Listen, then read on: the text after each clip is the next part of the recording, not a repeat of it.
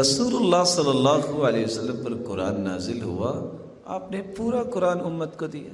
رسول اللہ صلی اللہ علیہ وسلم پر اللہ تعالیٰ نے جو احکامات نازل کیا، آپ نے تمام کے تمام احکامات امت کو سکھا دیے۔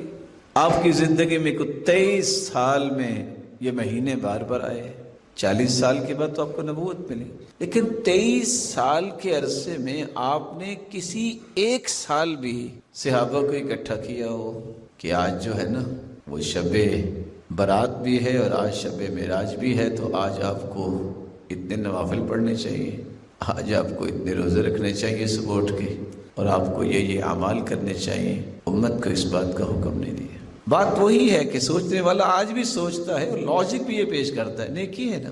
اصل میں نیکی وہ ہے جس کو قرآن نے ڈیفائن کر دی۔ نیکی وہ ہے جو محمد کریم نے پیش کر دی ہے، سمجھا دیا ہے۔ اس کا تذکرہ قرآن و حدیث میں نہیں ہے، وہ نیکی نہیں بن سکتی، کیونکہ نیکی کا معیار اور پیمانہ ہی دو چیزیں ہیں، کتاب اللہ و سنت رسولی۔ لوگوں میں تمہیں دو چیزیں چھوڑ کے جا رہا ہوں، ایک اللہ کا قرآن ہے اور ایک اس کے رسول کی سنت ہے۔ جب تک ان دونوں چیزوں کو تھامے رکھو گے تم کبھی گمراہ نہیں ہوگے۔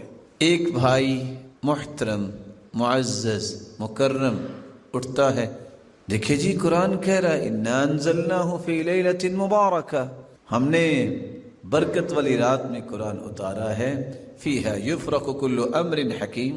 میرے معزز، قرآن کی آیت تو آپ نے صحیح پڑھی ہے، جو مفہوم آپ نکالنے جا رہے ہیں کسی صحابی کو بھی سمجھ آیا؟ 1,44,000 صحابہ حجۃ الوداع کے موقع پہ تھے اور آپ نے سب کو مخاطب کر کے فرمایا الا هل قد بلغت، کیا میں نے پہنچا دیا؟ سب نے کہا کہ آپ نے اللہ کا دین ہمیں پہنچا دیا۔ پھر اللہ کے رسول نے اپنے رب کو بھی گواہ بنایا، اللہم اشہد فانی قد بلغت، اللہ گواہ رہنا میں نے سارا دین پہنچا دیا۔ نبی کریم صلی اللہ علیہ وسلم نے تو دین سارا پہنچا دیا۔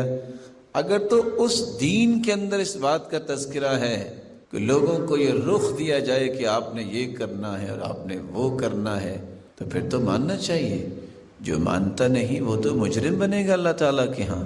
لیکن جس چیز کو دین نے پیش نہیں کیا، اس کو اپنی تجرباتی زندگی کو دلیل بنا کر کے میرا ایکسپیرینس یہ کہتا ہے، میرے فلاں نے یہ کہا ہے، میرے علان نے یہ کہا ہے، اور یہ فلاں کتاب میں لکھا ہے۔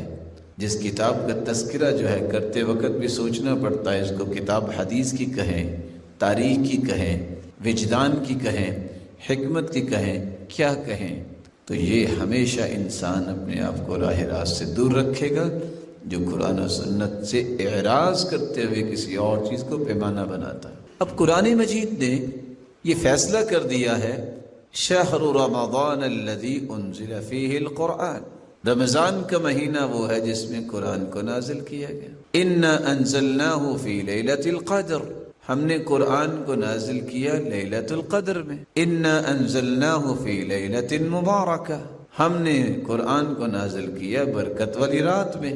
اب ان تینوں چیزوں کو جمع کیجیے۔ قرآن مجید لیلۃ القدر میں نازل ہوا، جو برکت والی رات ہے، جو رمضان میں ہوتی۔ وہاں اگر یہ مفہوم نکال لیا جائے کہ آج اللہ تعالیٰ جو ہے وہ اتریں گے، نزول فرمائیں گے، اور جو جو جاگرا ہوا اس کو برات مل جائے گی، گناہ معاف ہو جائیں گے۔ صحیح بخاری کی روایت ہے، ينزل ربنا تبارک وتعالى كل ليلة إلى السماء الدنيا حين يبقى ثلث الليل الآخر۔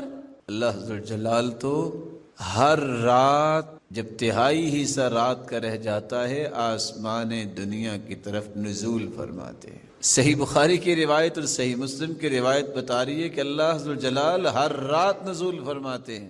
میں نے صرف اشارہ کرنا چاہا ہے، حدث ولا حرج۔